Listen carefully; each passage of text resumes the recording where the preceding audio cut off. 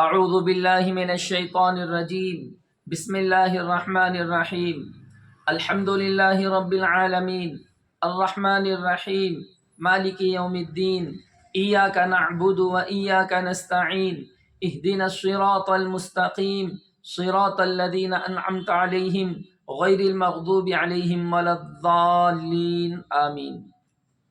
محترم و معزز سامعین کرام، گزشتہ تفسیر میں آپ احباب کی خدمت میں سورہ فاتحہ کی پہلی اور دوسری آیت کی تفسیر بیان کی گئی۔ سورہ فاتحہ کی پہلی اور دوسری آیت میں اللہ رب العزت نے اپنے حمد و ثنا کے ذریعے اپنی ربوبیت کا، اپنی قدرت کا اللہ رب العزت نے تذکرہ کیا۔ گویا کہ سورہ فاتحہ کی پہلی آیت میں اور دوسری آیت میں وحدانیت کا بیان ہے اور وحدانیت کی دلیل ہے۔ حضرات انبیاء علیہم السلام کی ابتدائی بنیادی تعلیمات جو ہوتی تھیں وہ تین چیزوں کی ہوتی تھی، یہاں تک کہ حضرت جناب محمد الرسول اللہ صلی اللہ علیہ وسلم کی زندگی کی تمام تر تعلیمات کو اگر جمع کیا جائے تو اس کا خلاصہ تین چیزیں نکلیں گی۔ پورے قرآن مقدس میں اللہ رب العزت نے انہی تین چیزوں کو بیان کیا ہے۔ یہ تین چیزیں پورے قرآن مقدس کا اور پوری شریعت کا نچوڑ ہے۔ سب سے پہلی چیز وحدانیت، دوسری چیز رسالت، تیسری چیز آخرت۔ یہی تین چیزیں تمام انبیاء علیہم السلام کی بنیادی تعلیمات تھیں۔ حضور اقدس صلی اللہ علیہ وسلم کی شریعت کا یہی نچوڑ ہے، پورے قرآن مقدس کی یہی تعلیم ہے۔ تو سورہ فاتحہ کی پہلی اور دوسری آیت میں اللہ رب العزت نے اپنی وحدانیت کو بیان کیا، اپنی حمد و ثنا کو بیان کیا اور اللہ نے اس پر دلیل دی۔ تو سورہ فاتحہ کی اس تیسری آیت میں ایک انقلابی عقیدے کا تذکرہ ہے، وہ ہے عقیدہ آخرت۔ محترم و معزز سامعین کرام، اللہ رب العزت نے اس آیت کریمہ میں ارشاد فرمایا مالک یوم الدین۔ اللہ رب العزت یوم جزا کے مالک ہیں، بدلے کے دن کے مالک ہیں۔ اس آیت کریمہ میں سب سے پہلی بات تو یہ بیان کی گئی کہ اللہ رب العزت یوم جزا کے مالک ہیں، جبکہ اللہ کی ملکیت دنیا میں بھی ہے، لیکن یہاں اللہ کی ملکیت کو یوم جزا کی طرف منسوب کیا گیا۔ محترم و معزز سامعین کرام، اس کی وجہ یہ ہے کہ اس دنیا میں بھی اللہ ہی کی ملکیت ہے، دنیا میں بھی اللہ ہی کی بادشاہی ہے، اللہ ہی کا حکم دنیا میں چلتا ہے، لیکن اللہ رب العزت نے دنیا میں اپنے بعض بندوں کو دنیا کے کچھ اختیارات دیے ہیں۔ یہاں لوگوں کو وقتی اور عارضی طریقے سے ان کو کچھ بادشاہی ملتی ہے، کچھ حکومتیں ملتی ہیں، ان کو کچھ طاقتیں ملتی ہیں، ان کو کچھ اختیارات ملتے ہیں، لیکن یہ ساری کے سارے اختیارات وقتی ہوتے ہیں، عارضی ہوتے ہیں، نامکمل ہوتے ہیں۔ لیکن آخرت کے دن وہاں کسی انسان کی کوئی بادشاہی نہیں ہوگی، کسی انسان کا کوئی حکم وہاں پر نہیں چلے گا، وہ چاہے کتنا بھی بڑا بادشاہ کیوں نہ ہو جائے۔ اللہ رب العزت فرماتے ہیں لمن الملک اليوم، آج کس کی بادشاہی ہے؟ للہ الواحد القہار، آج ایک اللہ کی بادشاہی ہے۔ اللہ رب العزت کلام مقدس میں فرماتے ہیں الملک یومئذ الحق للرحمن، آج رحمان کی بادشاہی ہوگی۔ اور اللہ رب العزت فرماتے ہیں یوم لا تملک نفس لنفس شیئا والامر یومئذ للہ، وہ دن ایسا دن ہوگا جس دن کوئی جان کسی جان کا مالک نہ ہوگا اور حکم صرف اللہ کا چلے گا۔ تو محترم و معزز سامعین کرام، وہ روز محشر کا دن ہے، وہ روز قیامت کا دن ہے، وہ بدلے کا دن ہے جس دن صرف اور صرف اللہ ہی کی بادشاہی چلے گی، اللہ کی حکومت چلے گی۔ اس دن اللہ رب العزت ہر ایک انسان کو اس کے کیے کا بدلہ دیں گے۔ اللہ کے دربار میں سارے کے سارے لوگ حاضر ہوں گے، اور اللہ نے اسی کا تذکرہ اپنے کلام مقدس میں فرمایا، ان الساعۃ آتیۃ لا ریب فیہا، قیامت ضرور آنے والی ہے، اس میں کوئی شک نہیں ہے، ولیکن اکثر الناس لا یؤمنون، لیکن بہت سارے لوگ ہیں جو اس پر ایمان نہیں لاتے۔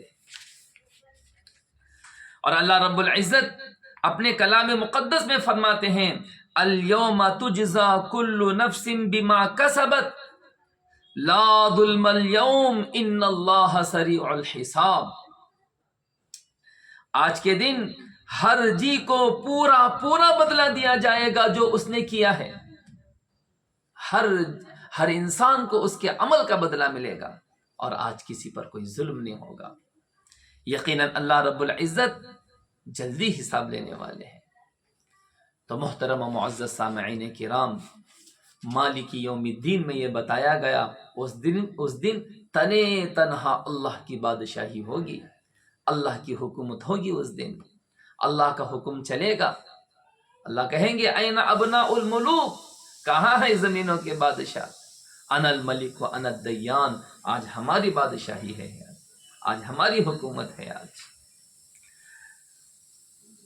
دوسری بات یہ سمجھنے کی ہے کہ یوم الدین، دین کہتے ہیں عربی میں بدلے کو، جزا کو۔ تو اس آیت مبارکہ میں ایک بات یہ سمجھائی گئی کہ بدلے کا جو دن ہوگا وہ صرف اور صرف آخرت کا دن ہوگا۔ دنیا میں کوئی بدلہ نہیں ہے، نہ نیکی کا بدلہ دنیا میں ہے، نہ گناہوں کی سزا دنیا میں ہے۔ دنیا بدلے کا دن نہیں ہے۔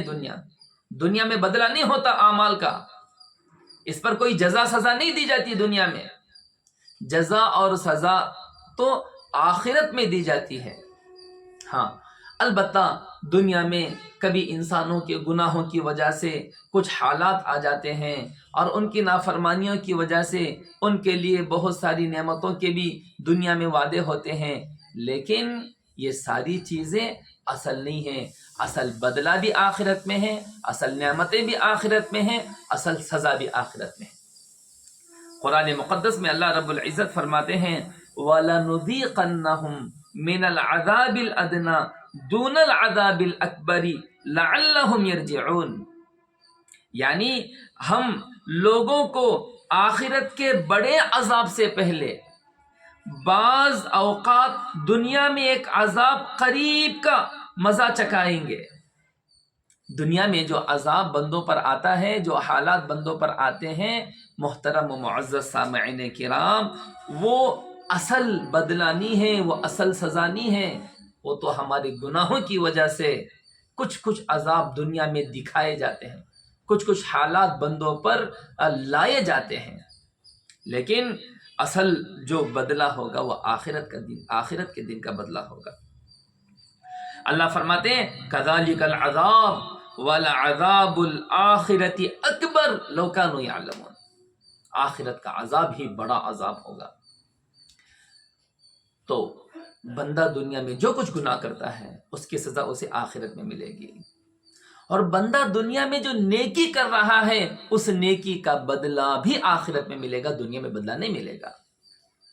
ہاں یہ ہو سکتا ہے اللہ رب العزت اس کی نیکیوں کی وجہ سے اس کی زندگیوں میں برکتیں دے دیتے ہیں، اور اس کی زندگیوں میں راحتیں دے دیتے ہیں، اور اسے نعمتیں دے دیتے ہیں، لیکن یہ راحتیں، یہ نعمتیں، یہ برکتیں ساری کی ساری چیزیں وقتی اور عارضی ہوتی ہیں۔